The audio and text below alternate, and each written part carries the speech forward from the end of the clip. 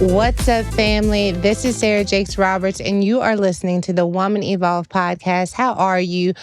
What is going on in your world? It is August. That means August, September, October, November, December. You understand what I'm saying? August, September, October, November, December. This thing is easing on down the road, okay? This year went rogue for me. I don't know if the world has gone rogue for you, but it went rogue for me. And I am adjusting and I am coming back and I am in this August reset mentality. I don't know if it's because the kids are going back to school and I know that that rhythm and routine is going to provide structure that summer doesn't provide. But I feel like it is time for us to just start re-examining what's happened this year. What can we do with what's left over and begin to start turning our face in that direction. And so this month, we're going to be talking all about what it means to reset. I am looking forward to sharing with you some conversations that I believe are going to help you, that are going to meet you right where you are, and perhaps inspire you that turning this thing around or continuing to progress is not going to be as challenging or as difficult as you believe. I've had some great conversations this month that I believe are really going to bless you. I'm easing on down the road. I am excited about a few things. We finally have dates for Woman Evolve 2027. And so many of you all have kept your tickets and you're going to come and be with us next year. We've got a few tickets available for people who just needed a refund or wanted to wait to see what our plan was. And so I'm excited about those who are continuing the journey with us and who are going to be joining us next year. So I'm excited about that. I'm beginning to plan out, like, can we go to a few cities this fall since we didn't get to have conference this year? Just figuring out what it looks like for me to re-engage in my purpose in a way that still honors my recovery and my development. And, you know, I actually started this a few weeks into my recovery. I can remember wrestling with like a lot of different questions about like, God, why has this happened to me? Did I do something wrong? Are you punishing me? Is everything falling apart? Like just asking all kind of questions. Like maybe I'm dramatic, maybe I'm human, who knows? But those were my real questions. And I was trying to honor God with my truth so that I could experience whatever transformation was necessary. And I have these moments where I am reminded that my relationship with God has drifted from the place of not mutual, that's not the right word at all, but it's drifted from the place of just like strictly honor and reverence for who God is versus like thanking God for what he's done.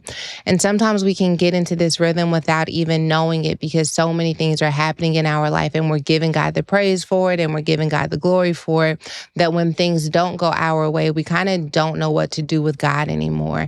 And I feel like at the time that I had the accident, I was in that stage. And so I started this going back to the beginning. I have these scriptures that I lean on for like different seasons, different scenarios, different insecurities, fears. And my Bible's got like all of these tabs for all of these different moments. But I felt challenged to like really go back through and just remember who God is, not what he's done, not what he can do, not what he will do, but like just God, who are you? And so I've started this Substack where I'm taking the journal entries that I've written during this season and showing you what God has revealed to me about who he is. So if you're on Substack or you've thought about getting on Substack, you should check out the blog that I'm working on. It's called The Name Project. I'm calling it The Name Project because I started back at Genesis and I'm like constantly asking that question, God, who are you? God, who are you? And I will not leave a chapter or a story until I have uncovered something about the character of God, the attributes of God, and who He is.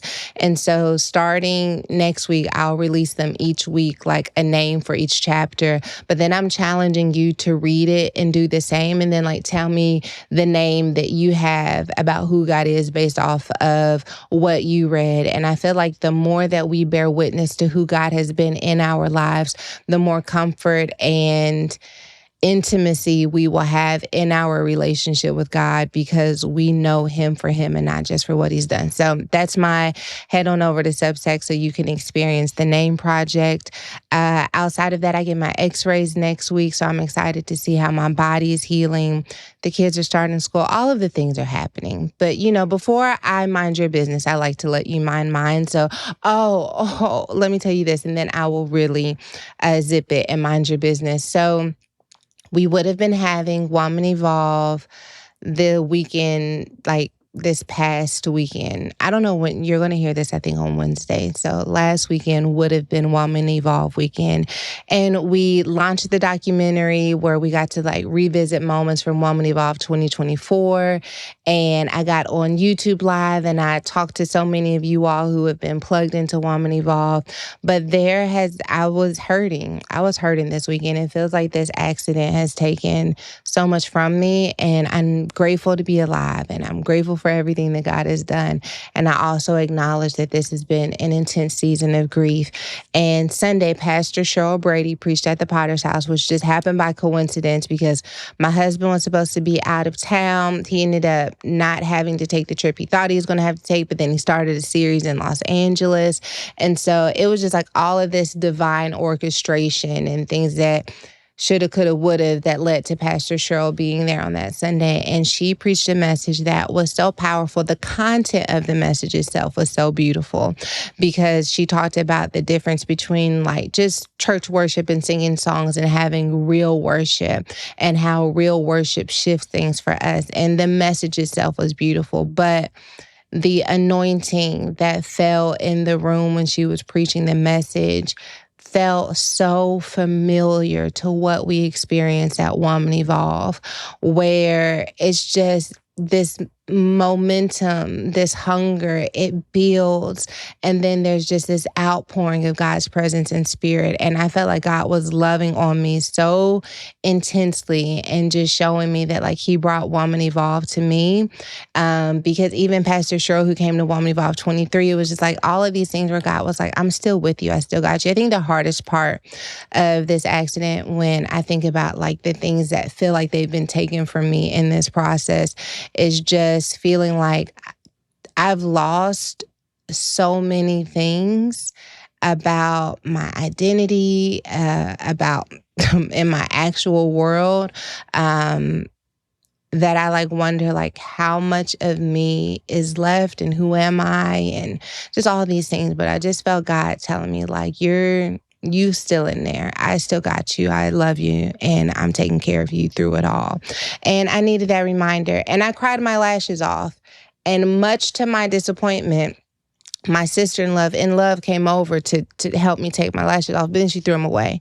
If you're not reusing your lashes, I don't know what time you're on, but there are some lashes that can be reused. But this is what I mean by the season taking things from me.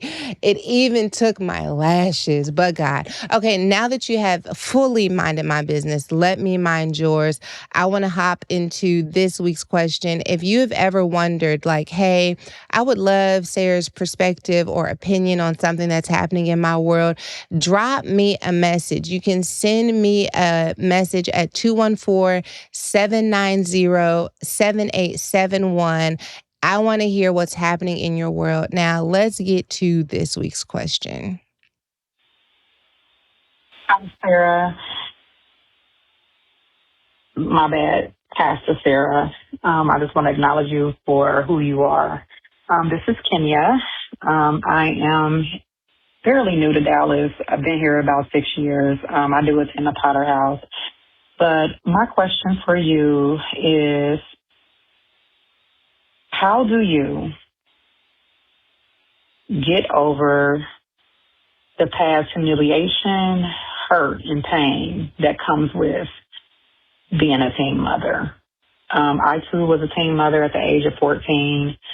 I'm not sure of how your parents and your church handled when you became pregnant, but when I became pregnant, I was made to stand before the congregation and apologize to over 200 to 300 people. And I feel like from that day to even this day, at the age of 45, I am still looking for people approval of me. So with a bunch of therapy, I stay in my word. It seems as if it's a prison, a mental prison that I cannot escape, and I am trying, but it is a battle. So I know your parents, I believe your parents were very supportive of you. I did not have that from my parents. So what would be your advice to me of how to get out this mental prison? Love you back. Oh, I feel this question so deeply. Thank you for trusting me with that vulnerability. I can give you some context for my situation because it's going to inform the advice that I offer. Um, there were a lot of people who were supportive within the church, and then there were other people who were not supportive. The negative always stands out because I think it echoes like an insecurity or a fear. And I think that that amplifies negative and unfortunately drowns out any of those positive voices. I did not have to stand up in front of the church to apologize, though there were people who felt like that would have been appropriate. Um, my parents were supportive and disappointed, and so they were supportive, and I also could see that they were disappointed, and so that was hard too. And 14 is just so young. It sounds young, but I can remember, I got pregnant at 13. I had my kid at 14. And I can remember, like, I couldn't wait to turn 16, and not for a sweet 16, but being a 16-year-old teen mother sounded so much better than being a 14-year-old teen mother. That shame is so real. And if I can just add another layer of why teen pregnancy is so hard, is that, like, there are things that happen in church that, like, are only a big deal in church, that only church people care about. The length of your skirt, or drinking or smoking. Like, you can go on the corner and other people be okay with that.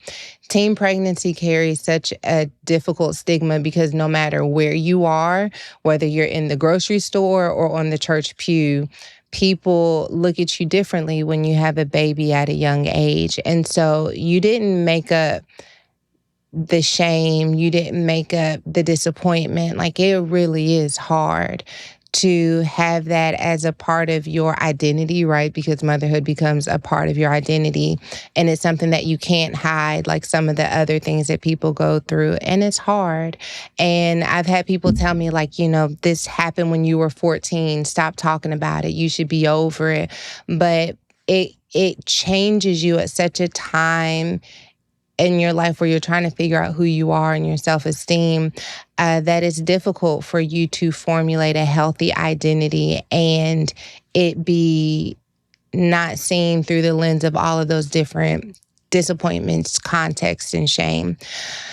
I want to tell you that one of the things that I had to do is separate my need for people's approval from my desire for God's approval, because I think I want it to be, and this is why it's very dangerous. I think the role that I'm in right now is because I can experience a lot of approval from people, a lot of acceptance from people because of just being exposed to so many people and people having appreciation for what God is doing in my life. And sometimes it feeds the insecurity of that little girl. But then that little girl is also the girl who reads the hate comments. And so there have been moments where it feels like myself say, oh, I'm fine, everybody likes me, that message went viral. But then also now I'm down to the ground because I'm being tossed around on the internet. So I've had to work really hard, and sometimes still have to work hard depending on where I am emotionally and spiritually, to reclaim myself, to reclaim my identity from other people's opinions and perspectives, and to get to a place, one, where I can be okay with me, where I can understand my story. When we talk about getting over humiliation, it's not like, how do I prove people wrong and that'll get me over this shame and humiliation. It's not, how can I get them to accept me? Because that's the journey that I took from there. It's like, I'm just going to work super hard to make people accept me and to show people that I'm smart and that I have value. And it never really worked. I had to get to a place where I was okay with me. And so I think the first question I would ask you is like, are you okay with the fact that you're a teen mother? Like, have you reconciled that is a part of your story? And I don't know how you were in a position where you became pregnant. For me, I made a choice, and that choice became pregnancy, but other people became pregnant and they were violated.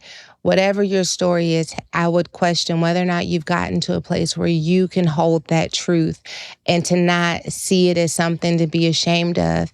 I got there by realizing that I was hating myself, frustrated with myself because of this choice that I made in getting pregnant, but I didn't see the choice within context. And when I saw the choice within context, I realized that I wasn't just a girl who got pregnant. I was a girl who was hurting, who was lonely, who felt rejected, abandoned, lost. And I was looking for someone to make me feel better, someone to make me feel loved, and someone who would make me feel valued. And that wasn't just my responsibility. That there were other, and my mother's talked about feeling like she didn't keep us close when we moved to Dallas, that they weren't as present as maybe they could have been. And so that is how I was trying to fix a legitimate need and a legitimate hunger that wasn't being fed appropriately. And when I look back at who I was in the moment when I made the choice, I can't feel shame because I feel so much compassion for her. And I believe that when God looks at us, that he doesn't just look at that isolated incident. He looks at the entire heart that made the choice, the entire situation that produced the thing that we're ashamed of. And God sees it through the lens of compassion, through a broken world, through sin entering in the world and hurting the creation that he loves so much. And when I'm able to see it through that lens, I'm able to love myself in the place where I once had shame. And I'm able to hold myself in the place where I once rejected myself. And the more that I made that my practice, the less I had to be ashamed of, because I'm human and humans have needs and humans make mistakes and humans get hurt and people fail us and we fail ourselves. And I'm not ashamed of being human. And I have a God who knew that I was human, who knew that I was broken, who knew that I would make mistakes and sent his son to die so that I could live again. And so in honor of the death that produced life for me, I choose to live past the humiliation. And I am fortunate enough to know that not everyone had a teen pregnancy, but everyone has experienced something that made them unworthy of love, unworthy of praise, unworthy of admiration. And yet God still says, I love you. God still says, I have a place for you. God still says, I think you're beautiful. I see your scars. I see your wounds. And I still think you're worth dying for. And so I live on, not because it's easy, not because I did everything perfectly, but because who am I to deny what God has called beautiful? And if God looks at my life and says, I can still see beauty in it, then I'm on a scavenger hunt to see what God sees. And so that's me and my highest self. You know, I have moments where I still experience embarrassment and humiliation, but I just remind myself that I'm here to need God, not become him. And that means that I haven't had a perfect life. I don't do things well all of the time, but I get up and I try again and I strive towards righteousness. And anyone who's on that type of journey respects that process. And so I want to say that I honor you. I know that you're in your 40s now, and sometimes we still feel like those 14-year-old girls who had those babies. But baby, I promise you that you are more than just a teen pregnancy, that you are more than what happened to you and the experiences that you may have faced. You are a gift from God, and that gift is still alive and well. And I know that because I can still hear life in your voice. And if I can still hear life in your voice, then God's got something in this world that is better because you exist. So dare to believe that better is available to you. Thank you for trusting me with this question. I hope that I've said something to help you, because I get it. I really, really get it. And God got me, and I know that He's got you too.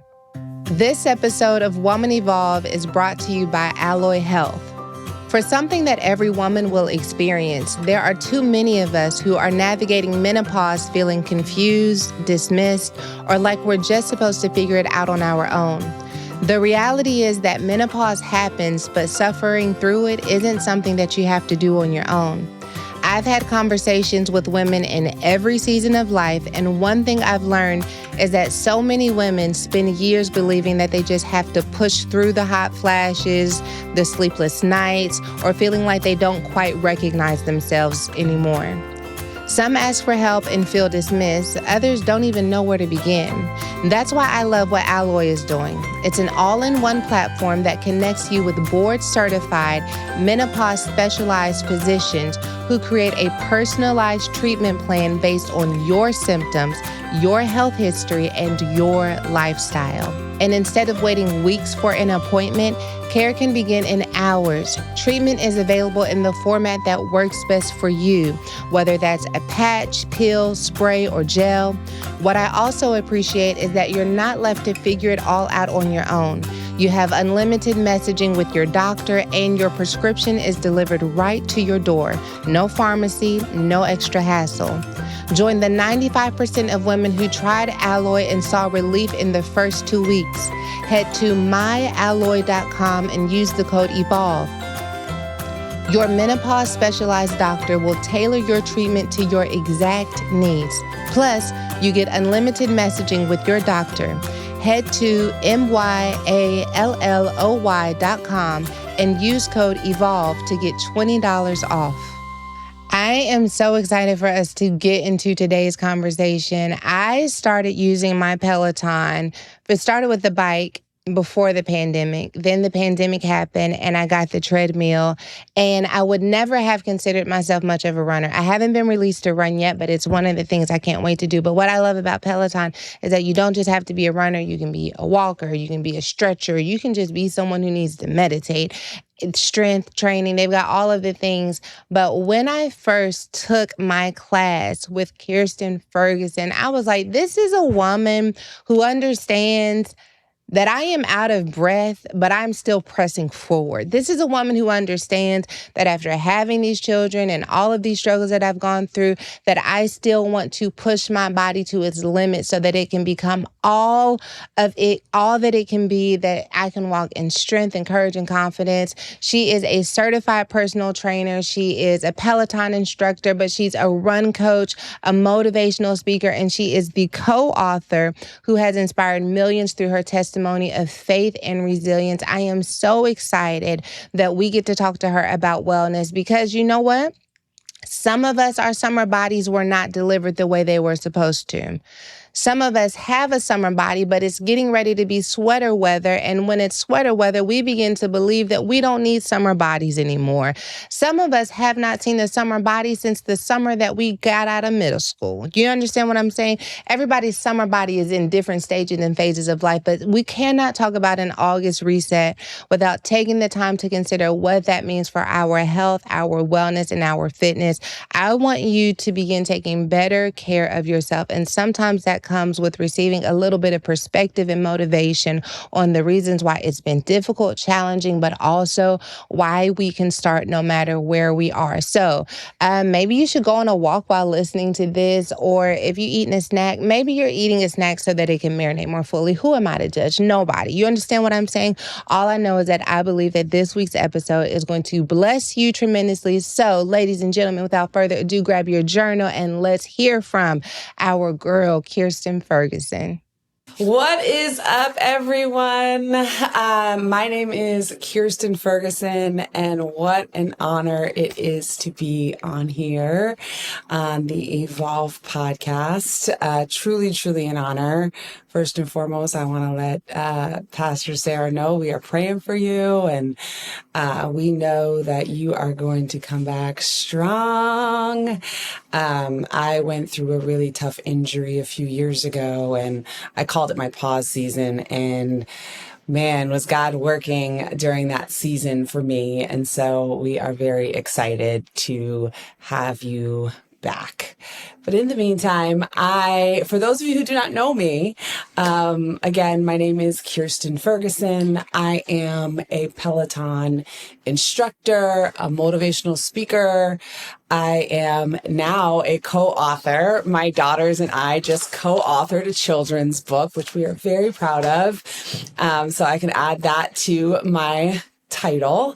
And I am a certified personal trainer, a certified run coach, and lastly, which I think is one that I really pride myself in, is I'm a professional mood booster. Okay.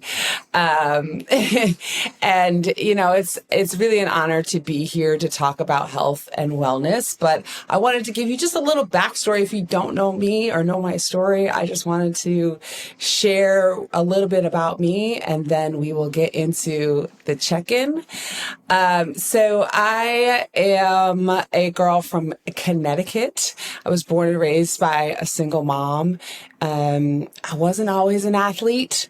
I played basketball, growing up, but running certainly was not my first calling. I have asthma, and so for a long time, I allowed asthma to be my excuse not to run. I never ran the mile in high school. In basketball, I would always say, I can't do any of the speed drills because I have asthma. And so I always kind of got out of having to deal or do any sort of thing that had to involve running. And so for a long time, I just said that I hated it, and it wasn't for me. And so God works in a lot of mysterious ways. And so it's really interesting that now I am a certified run coach. And so how I got there was not an easy journey, but moved from Connecticut to New York City to go to college. I studied fashion. I thought I wanted to be in the fashion industry. I just loved everything about fashion, and I thought it was going to be so fun and, shop for a living, and who wouldn't want to do that? And I learned very early on, it was a lot of buyer's math and all these things, and was not for me. So I took a little bit of a pivot. I graduated college and I ended up studying advertising and marketing and got a job with the NFL. I worked at the NFL in sponsorship marketing for 7 years. It's so interesting also because when I got the job at the NFL, I said I wanted to be in public relations, but they didn't know jobs in PR at the time. And so I went in for just a little bit of an informational interview, and they were like, well, we do have a temp assistant position in sponsorship. And I was like, really? Oh my gosh, I love sponsorship. The woman walked out of the room, and I sat there and Googled, what is sponsorship? So fake it till you make it was definitely in my bloodline ever since getting out of college. And so I really enjoyed my time at the NFL. I worked on a lot of really interesting projects, but kind of after working on the Beyonce Super Bowl halftime show, it was kind of like a mic drop. Okay, what's next for me? But also at the time, while I was working at the NFL, I had met my then husband, and we had been married for 3 years, and we were ready to start a family. And so I decided to step away from my job at the NFL and really focus on family. And, I thought that this was the perfect timing for me. I have a knack for trying to really control everything that I put my mind to. And so I thought, hey, I can control this. And unfortunately, that just wasn't our story. We tried to have kids, and it took a little bit of time. And then once we got pregnant, we had an early on miscarriage that led to months of navigating different issues medically, and then I had to have surgery. And so it was just a really tough, dark time in my life. And the only place where I felt like I could find peace was working out in a dark room. And so I always say fitness kind of saved me, you know, where church used to be like my happy place and where I would find a lot of peace.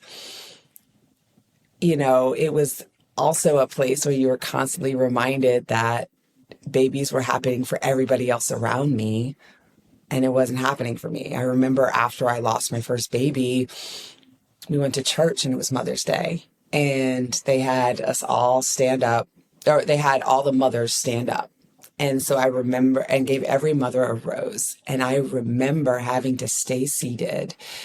It was probably one of the hardest days. And I remember crying, and a woman came up to me who I had never met before, and I never saw her again. But she came up to me and she said, I don't know what you're walking through, but I want to let you know God has not forgotten you. And that instantly in that moment was like, okay, God, I hear you. I'm going to release control of this, and I'm going to let you take over. And so again, working out started to be my happy place. You know, everyone around me was having children. It just was really hard. And so after almost a year and a half of going through that, we were able to start trying again, and I got pregnant, and it was very exciting. We saw a heartbeat, and I just knew, God, that was going to be my testimony. And it was a really happy, exciting time. And we were preparing to go on a trip to Israel. And my doctor was like, you know what? Why don't you just come in for a quick scan before you go on your trip, just to make sure all is going well. And so I went for a scan, and the baby was lying at the bottom of the sack with no heartbeat.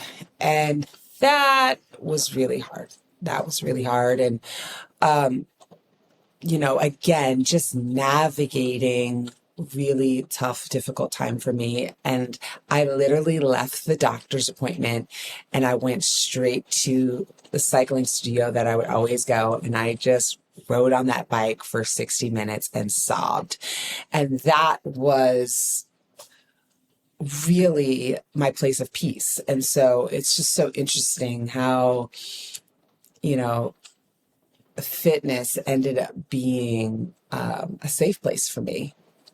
And there is a happy ending to this story, though. After going through all of that, you know, 2 months later, I ended up getting pregnant and having Eden Grace Ferguson. And then 6 months later, I found out I was pregnant again with Emery Faith Ferguson, and they are the loves of my life. And I just knew that being a mom was going to fulfill me and be my purpose in life, and was very excited. And though I love being a mom, it is one of the most challenging but fulfilling jobs I have.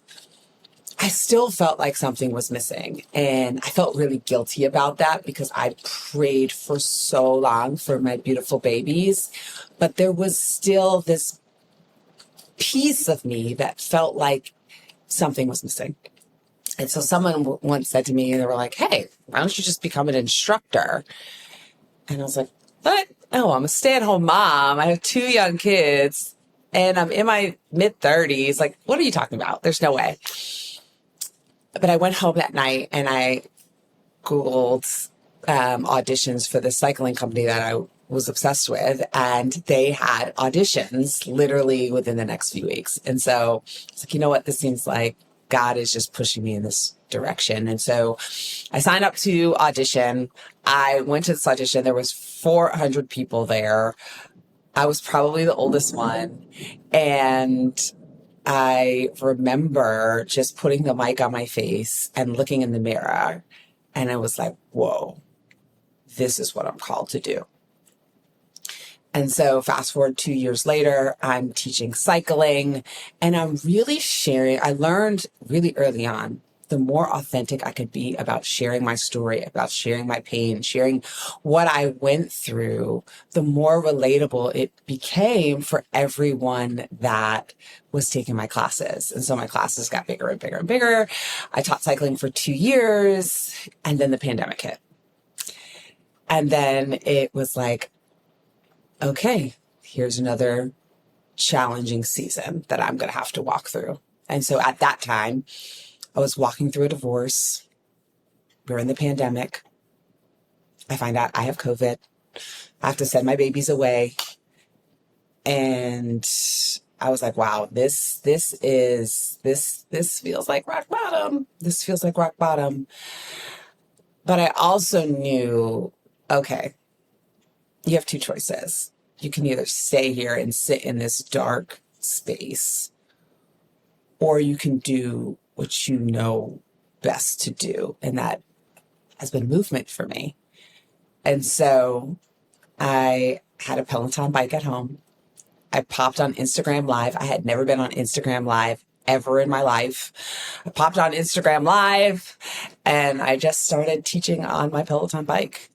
And I also created this space in my closet that I like to call the war room, and my girls would sit there with me and I would write all these prayers that I have on Post-it notes and I would just put it up. And I had candles and I had pictures of my babies and I would go there 2 times a day and I would just write different things that I was praying for. And one day, this was the time where Peloton was blowing up. Everybody wanted a Peloton tread or a bike or, everyone's at home and they want to work out, but they can't go to the gym. And so I wrote on a Post-it note, I want to be a Peloton instructor. And I put it on my wall and I left it. And then 6 months later, I got a DM on Instagram from Peloton asking me to audition. And so I auditioned. At first I was like, is this fraud or is this really, what I think it is? And it was. And so I auditioned and I learned that sometimes when you ask God for things, you need to be a little more specific because though I was auditioning, they were like, we don't have any room in cycling for you, but what do you think about the tread and running? And remember when I first started speaking, I hated running my entire life. So now God was taking the thing that I hated most in life and said, I am going to make this your life's purpose. And it's still wild to me. Fast forward 5.5 years later, I teach running. I had to literally teach myself how to talk and run at the same time. And I now motivate and inspire people to move through running and walking and taking the thing that I thought I hated the most in life and that I could never do. I now do every single day. And it really does feel like it's my life purpose. And, though I've been through a lot in my life, I wouldn't change any of it because it's brought me to this season of my life where I just feel like I am my most powerful self. Like I am finally moving in the place that I've been always called to go. And though I skipped a lot of pieces, to get to this point today where I'm at and teaching people around the world about movement has been really just incredible. And when I speak about movement, it's not just the physical for me. It's the mental, emotional, spiritual side of it that is also a real benefit to moving. So that's my why. That's who I am. Again, I also wrote a children's book with my daughters. It's an affirmations book for young girls. And so doors are just opening for me in this season that have just really been beautiful. It could have gone two ways. And I think in life, you always have choice. And I'm just really so grateful that life has unfolded like this for me. You know, one thing I've been learning is that having more doesn't always mean having better.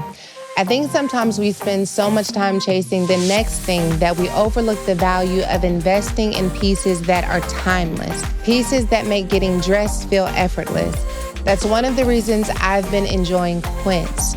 They specialize in beautifully made essentials from ultra soft organic and premium Mongolian cashmere to premium stretch denim. Everything is thoughtfully designed to last and transition with you throughout your day, whether you're headed into a meeting or out to dinner. What surprised me the most is that Quince is able to offer luxury quality pieces without that luxury markup. They work directly with ethical factories and cut out the middleman, so you're getting incredible quality at prices that are 50 to 80% less than similar brands. Quince isn't just about having items for when you are out and about, though. One of the things that I order from Quince are these slippers that are literally my favorite. They're nice and warm on the inside, but they also have a thick, supportive sole for when I'm walking around the house doing housework.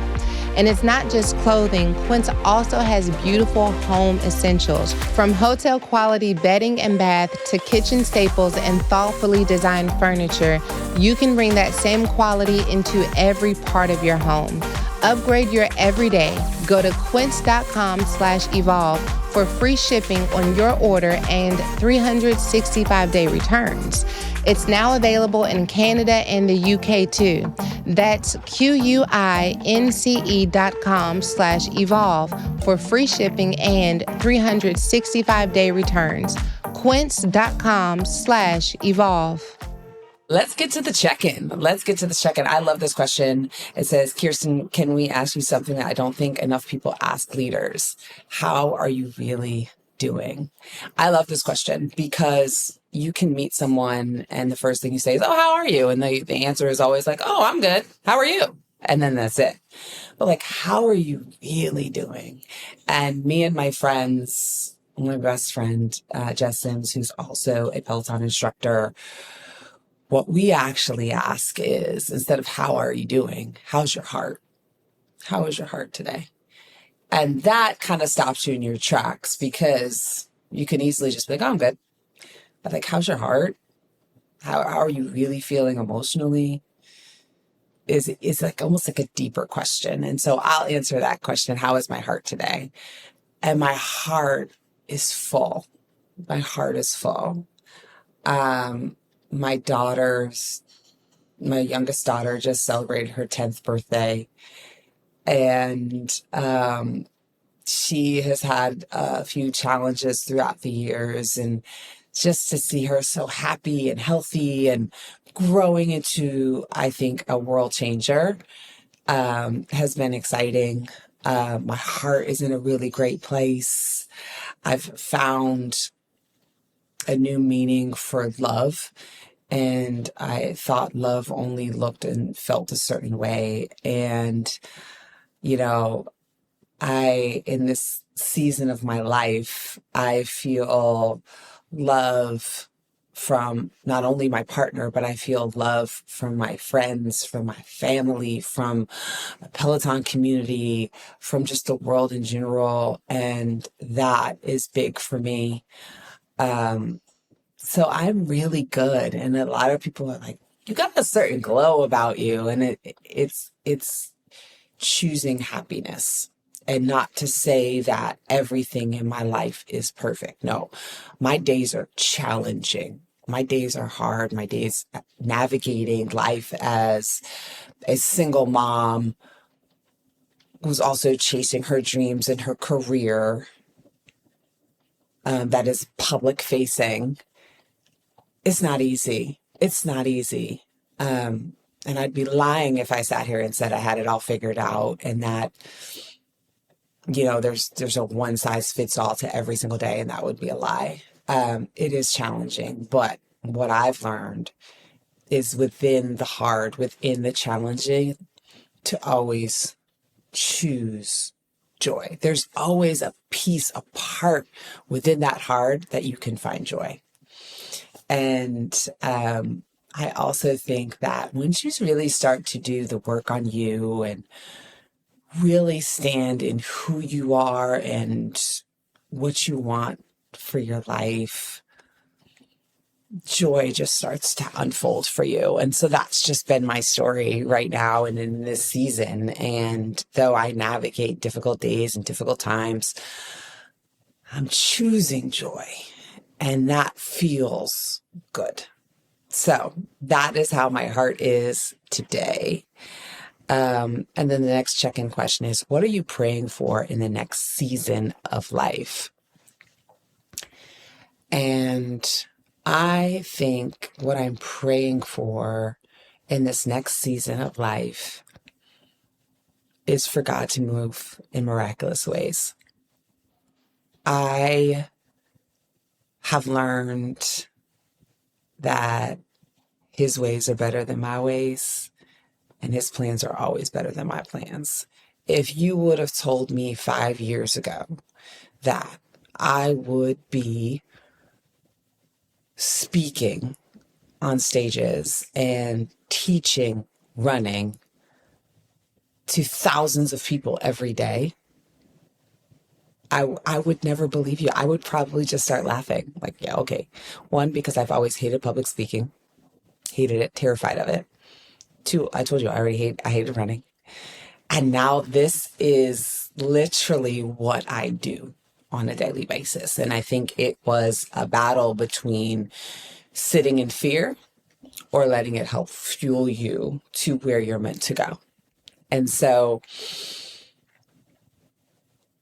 everything that has unfolded for me, I could have never planned or thought of. And so though I have an idea of where I want to go in this season and what I want to keep doing and the brand that I want to keep building and the books that I want to write, and my war room, I'm still out there writing my prayers on Post-it notes. God knows what I'm feeling and where I feel like He's calling me to go. And some of them are big and some of them are scary, right? But I've learned that He also moves in ways and opens doors that I could have never imagined, or He thinks of things that I could never even think of. And so in this season, I'm praying for the miraculous to just unfold and to continue to really sit in this joyful season of my life, of choosing joy, instead of just sitting in the hard, because you're going to go through hard. Everyone goes through hard, but you have a choice to make. Do you want to sit in it, or do you want to use it? Do you want to share it? Do you want to also say, hey, y'all, this is how I'm feeling today. I am not perfect by any means. And I'm trying to figure this out, and we're going to go through it together. That's one of the things I love about Peloton is, I have the mic for the class. And so what you may hear from me is exactly what I'm probably going through or how I'm feeling for the day. And a lot of times I just share my truth. I share my truth in the hopes that it can help others navigate their challenges as well. One thing I've learned over the years is that consistency is what changes our lives. We spend so much time looking for the next big breakthrough, but more often than not, it's the small decisions we make every day that have the biggest impact. That's why I try to be intentional about what I make a part of my daily routine. And one of those things is making sure that I'm getting enough omega-3s. Aqua Omega stood out to me because they don't believe you should have to choose between quality and affordability. Most of us aren't getting enough omega-3s through our diet alone, and omega-3s support heart health, brain function, mood, healthy aging, and overall wellness. If there's one thing worth being consistent with, this is definitely one of them. What also gave me confidence is knowing that every batch is independently tested for purity, potency, and freshness. It's made exclusively from anchovies, which naturally have lower contaminant levels than larger fish. And it delivers a high concentration of EPA and DHA without the premium price. One thing I've learned is that taking care of yourself isn't always about making huge changes. Sometimes it's the small decisions you make every day that really add up. That's how I've started looking at Aqua Omega. It's become an easy part of my routine. I love that I don't have to worry about a fishy aftertaste or fish burps, and I feel good knowing I'm choosing something that's been thoughtfully made with quality in mind. One of my favorite things about Aqua Omega is that every bottle sold removes 1 pound of plastic and debris from our oceans and coastlines. I love supporting companies that care about people and the planet. It feels good knowing that while I'm investing in my own health, I'm also helping improve the health of our world. For your daily dose of omega-3s, go to myaquaomega.com/evolve and use code EVOLVE for 20% off. That's myaquaomega.com/evolve and use code EVOLVE for 20% off. Also available in thousands of health food stores nationwide. So I have gotten a lot of questions from y'all. I put it in this bowl here. And so we're going to see where God wants to take 5 questions. We're going to see where God wants to lead us in these questions that are all surrounded around health and wellness. Why do you believe consistency will always take you further than motivation? Fantastic question. I'm currently training for a marathon, but even when you are just starting working out, eventually there's going to come a time where motivation is going to run out, where you are not going to want to do it, where it doesn't matter how many motivational quotes I give you or how many affirmations I give you in a day, in a class, that motivation is going to run out. But showing up consistently, you are going to really find real results. If you only work out when you have the motivation, there's always going to be an excuse why you can't. There's always going to be a reason why it didn't work. And also, it's just a reality. You're not going to want to do it every single time. You know, I'm training for a marathon. I'm a runner now. And there are days where I'm like, I do not want to do this run. But what I have learned is always have your outfit ready. Always have the plan of what you're going to do, what class you're going to take, where you're going to work out, how many miles you're going to do. Always have that set the day before. Number 2, even if you don't feel like doing it, or even if there's reasons popping up why you need to be pulled up, just put your shoes on and start going. Put your shoes on and start going. The hardest part of any workout is the first 5 minutes. Once you start, you're good. You're good. And I promise you, at the end of a workout, you're never like, oh, I'm so mad I did that workout. It never happens. It never happens. And so if you really take those 3 things and set a plan, always have a plan, always have a plan, and you take those 3 things, consistency will always get you to where you want to go. Motivation is going to run out. The motivation's going to run out. It doesn't matter how many pictures of who you have on your wall that you want to look like, or motivational quotes you have around your wall, or, whatever it is. You need a plan. You need consistency. Do it. Just get up and go. First 5 minutes, once you start, you're not going to stop. It doesn't need to look perfect. I've had to learn this. Is I always thought like, oh, in order to be a runner, you need to hit a certain pace and you need to look a certain way and all these things. Wrong. You can't walk. Yes, you can. Recovery doesn't make you weak. It makes you smart. Just showing up consistently. Like, even if it is not your best workout you've ever done in your life, you're still doing more than what you would have done if you didn't show up and do it, right? Have a plan, have the outfit, and just go. So that is why I believe consistency will always outbeat motivation. Number 3, let's see, let's find a good one here. Have you ever had to redefine what success looks like in your health journey and what led to that shift? Wow, that's a fantastic question. It's interesting. When, like I mentioned, when I first started running, I thought in order to be a runner, you had to run a certain pace, I had to look a certain way. You had to run a certain distance. And that couldn't be further from the truth. Some of my favorite classes to teach are walk plus runs. I love a good walk plus run. I have a New York City marathon medal and I ran that thing. Okay. I did not run 26.2 miles. I ran. And at the end of that marathon, I got the same medal that the same person that ran the whole thing got. Right. So, once I let go of the idea of every workout needs to look perfect, I've really found success. And even when I started training for different races, which again, it took me 2 years working at Peloton to even say, hey, I want to run a race. I never did it for time.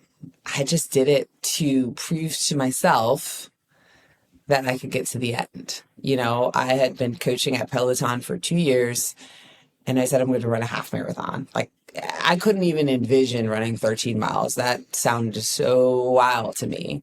But I said, you know what? If I'm coaching people every single day and they are running all these races, how cool would it be to be able to speak to them from an authentic perspective? And I could also feel God just kind of pushing me. He's kind of pushing me. So whenever I feel a little bit of fear, I feel God is kind of like, you got this. I got you. And so I started training for a half marathon, and then I had to stop and go into my pause season because I had a hip surgery.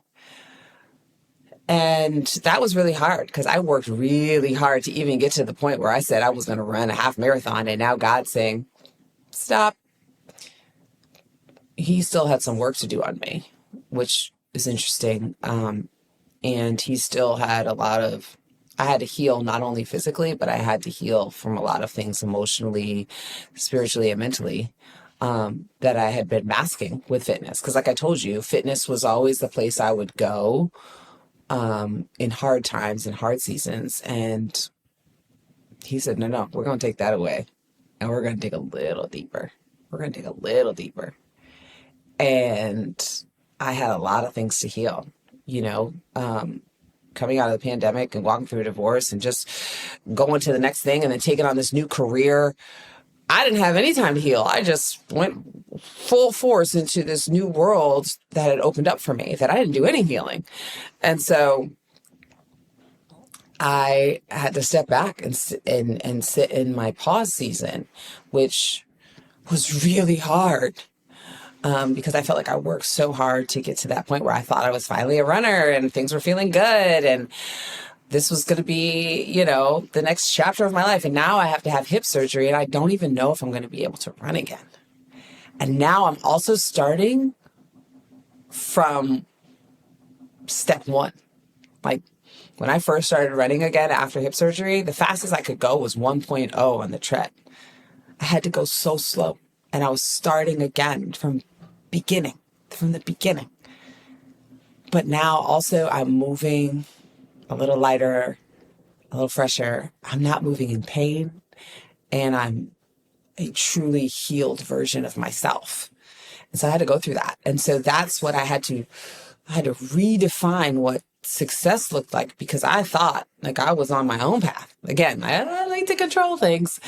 And God said, we got some more things to heal here for you. We have some more work to do. And so then once I got back to running and back to teaching again, I had to be off the platform for 4 months, came back. I was worried, is anybody going to like me anymore? Are they going to know who I am? And of course, the community was so supportive. And it actually gave people the permission to also listen to their bodies and heal and say, oh, I've been moving in hip pain for the last 2 years. Maybe I should get mine checked too. Because now I run and I'm not in any pain, and I had to learn, there were things I was skipping. I was skipping the warm up and not strength training, all these things I had to learn. I had to learn so much. And so in that season, I had to redefine success was not just crossing the finish line of a half marathon. It was like, no. You have some things to heal before you go and do that. And then you also need to learn how to take care of your body. I was just used to get up and going, right? But you add running into like getting a little bit older. I'm in my 40s and I feel fabulous. I think the 40s is the best decade yet. But things are changing and shifting, and you really need to learn how to take care of your body, especially if you're going to be putting the demand that I was putting on it. I had to learn all that. And so now when I look back, success to me was healing physically, spiritually, mentally, learning how to take care of my body. I promised my body that I would never put it through what I was putting it through, that I would take care of it. I would never skip the warm up, that I would strength train, that I would recover, that I would listen to it. All of these things I had to learn. So that to me was success on that health journey. And I had to step back in order to step forward. And from that point on where I took that step back, I have now run 5 half marathons, a full marathon, a 10K. This year, I have another half marathon and a full marathon in 3 months. I had to take a step back in order to take a step forward. That is how I had to redefine what success looked like. I had some healing to do. And a lot of us want to skip the steps because we want to get to the finish line, and we want to get to the finish line quick. But I had to learn, no. We got to take a step back in order to go forward. So that's how I had to redefine what success looks like in my health journey for me. One thing that I have learned is that self-care isn't always about doing something extravagant. Sometimes it's literally just creating little moments in your day when you're taking care of yourself that feel purposeful and intentional. For me, one of those moments is after I get out of the shower. I've realized that my face isn't the only thing that deserves good skincare. The rest of my skin needs that same attention, especially when it's going through a season where it's feeling a little dry or just needs a little extra hydration. That's why I've been using Osea's hyaluronic body serum, and I honestly love how it feels on my skin. It's lightweight, absorbs almost instantly, and doesn't leave that sticky feeling behind. My skin just feels hydrated, refreshed, and incredibly soft. It's become one of those products I find myself reaching for because I can actually tell the difference in how my skin looks and feels. One of my favorite things is I appreciate that it's powered by 5 molecular weights of hyaluronic acid, so it delivers deep, multi-layer hydration while supporting your skin's moisture barrier. It's clinically proven to provide 24-hour hydration and instantly boost hydration after just one use. It's become such an easy step in my everyday routine. I love that Osea has stayed true to who they are. For 30 years, they've been creating clinically tested skincare inspired by the sea, and you can really feel the quality the moment you use it. Osea's hyaluronic body serum is multi-layer, hyaluronic-powered hydration for the entire body. And right now, we have a special discount just for you. Get 10% off your first order site-wide with code EVOLVE at OseaMalibu.com. That's code EVOLVE at OSEAMalibu.com. I always say, if you're in a pause season, I know it's hard. but open your eyes. God is trying to show you some things. God is trying to open your eyes to some things. Open them, listen, be open, heart open. There's things that you need to heal in that season. Okay. That was 3. Okay. 2 more. I'm a talker. Sorry. How has your relationship with God shaped the way you care for your body? Wow. Great question. I think I kind of just answered it a little bit in this last question on a redefining success. But I think my relationship with God has really been tied with movement for me, because it's interesting. People can hear God in different places, right? And for me, as I look back on all the things that I've been through, he has shown up for me in movement. And I know that a lot of the things where I felt like God wasn't hearing my prayers, or I was going through something really hard, and, I would just go to movement. I know he was in it. I know he was in it with me, and he was hearing my tears, and he was with me through the storm and helped me navigate how to get out, even with my hip surgery. After all that I worked through to get to where I was at, I was then in this pause season where he kind of took movement away a bit and said, no, let's reconnect here. And now I know that this body I've been given is also the tool that I use to motivate and inspire people around the world. And so I will never not take care of this body that I've been given. I know that in order to do the job I've been called to do right now, I have to take care of my body. I have to eat properly. I have to strength train. I have to do mobility work and PT, and I have to listen to my body and give it grace when it needs to rest. It needs time to sleep. Also being a single mom and navigating that world while doing my job that is very physical and can be draining at times. It's not only taking care of my physical body, but also my mental space. And I think movement is such an amazing tool for that. And, in addition to, I talked a lot about running today, but I also teach walking. And I think people underestimate the power of a walk, of just taking 10 minutes and getting away from your desk, going outside for a walk, maybe putting on gospel music, or maybe just kind of walking in silence. But it's so good for your cardiovascular health, to get your body moving. It's good for your digestion, and it's also good for your mental space. And you may come back to sit at your table and be like, okay, I'm ready to tackle the day, And so I think with movement, it's both physical and mental. And, God is in it all with me. And it's wild how he's really used this as my tool to reach and motivate people throughout the world. All right, last one. We often hear people say, listen to your body. How do you learn to recognize what your body was trying to tell you? Fantastic question.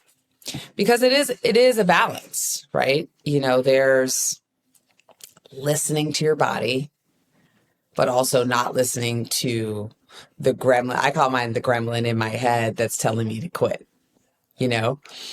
And so, if you're moving your body and you feel pain, if you feel extreme discomfort, if you feel depleted, if you feel like you're not hydrated, these are all warning signs.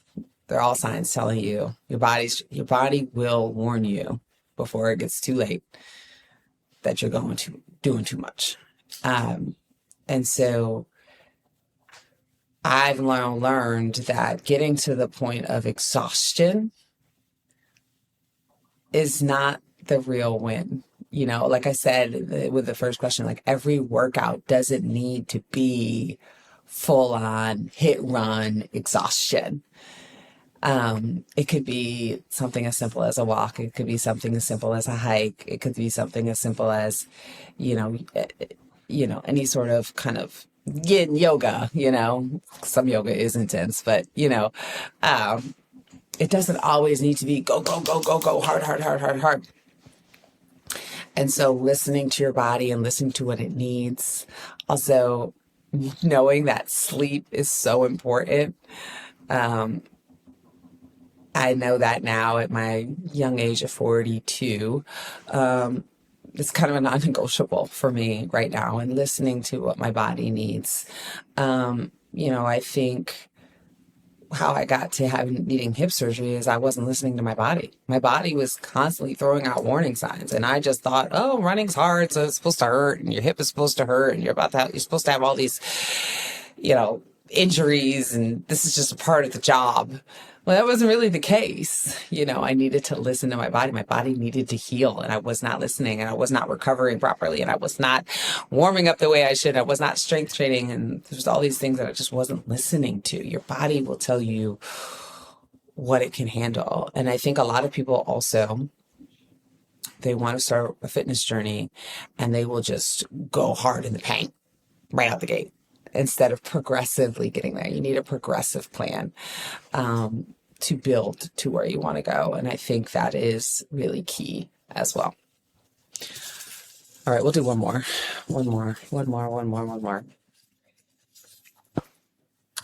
If a woman listening feels completely overwhelmed trying to take care of everyone else, what would you encourage her to do first? This is one of my favorite questions. Because I understand it. For a long time, I have had the battle of being a people pleaser to the point of depletion, to the point of exhaustion. I also,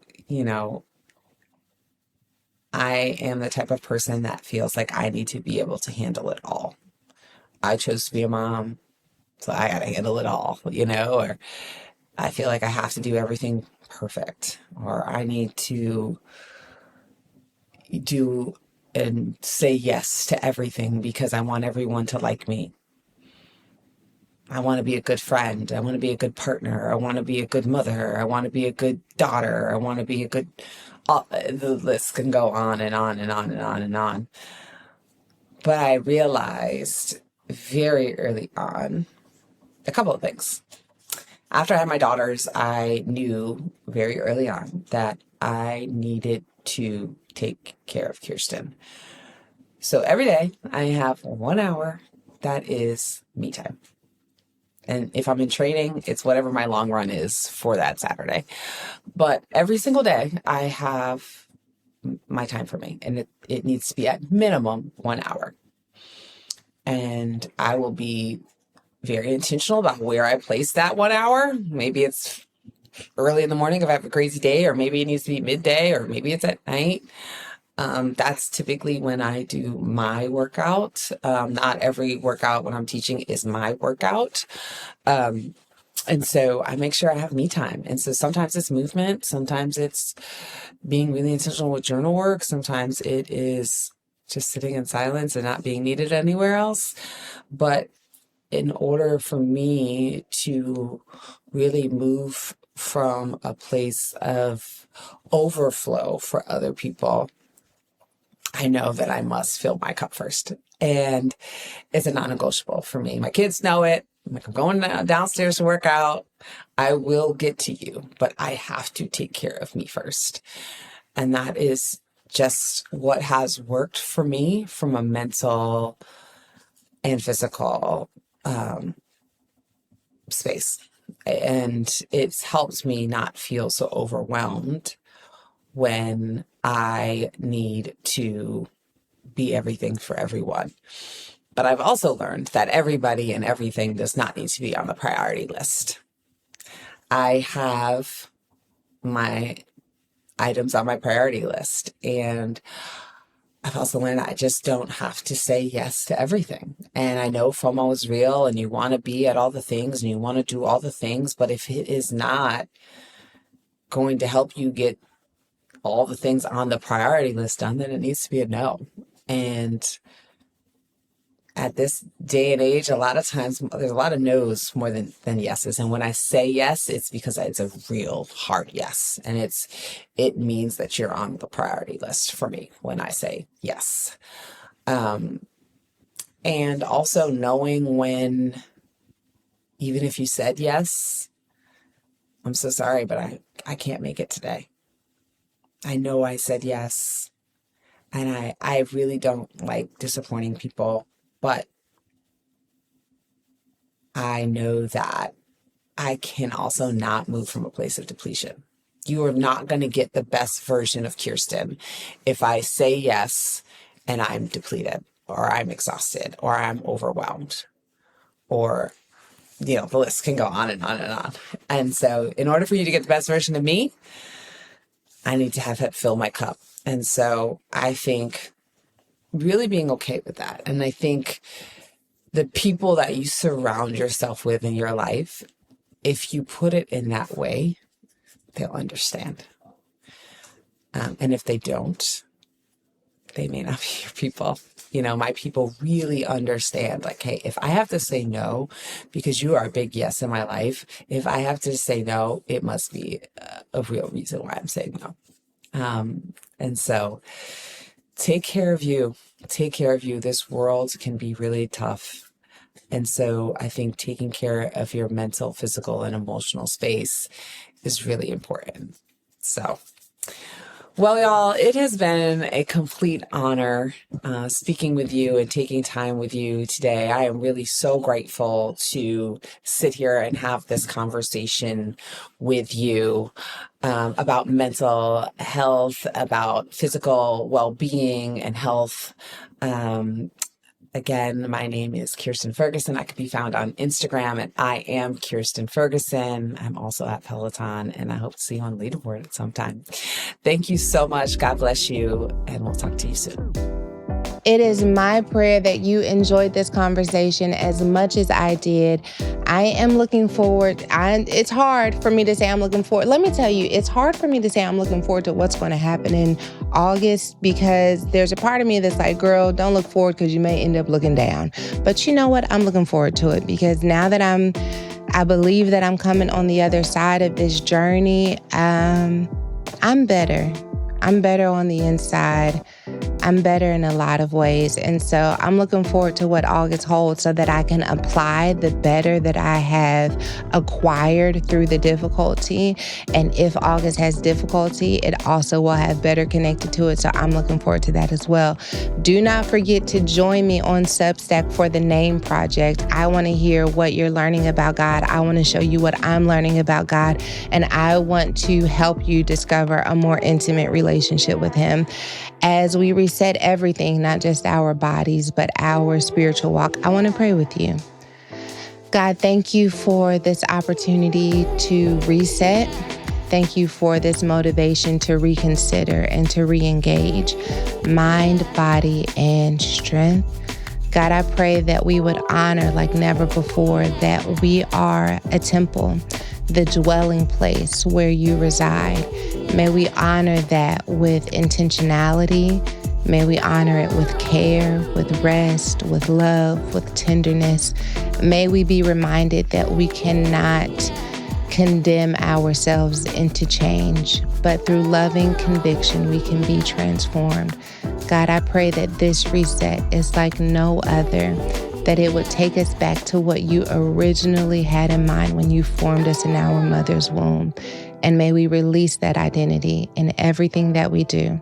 In Jesus' name, amen. I love you, and I'll see you next week.